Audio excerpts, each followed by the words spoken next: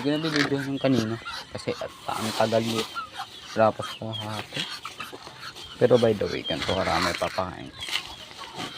Kasi hapon naman, ito lang. Ay! Tulungan na naman ako nito. Araw-araw na. Medyo madami pala ito. Ayan. Pwede na. Next. Ito. Ito sa tingin ko maganda kalalabasan na ito guys. Yan. Abangan natin. Wait lang. By the way, sipain muna natin ito. Kawawa.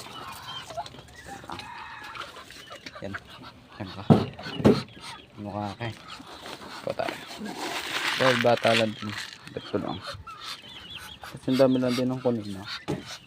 Kaya, minsan isang best na ako nagpapakain dito eh. Kasi, di naman sila lumalabas, di naman sila lumilabas. Di naman nagagamit energy nila. Breeder lang sila. Breeder lang talaga sila. Kaya, content ko lang. Di naman nagagamit energy nila. By the way, bukas din sila bibigyan ng tubig. Para vitamin pro. Diba?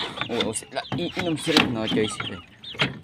Next natin tong for picture. Wait. Kunin ko. By the way, ang ganda nila. Meron pa pala sila. Kahit buksan ko hindi sila lumipad. Yun ko ang bakit. Yun lang. Bala sila. Putraan siya dun.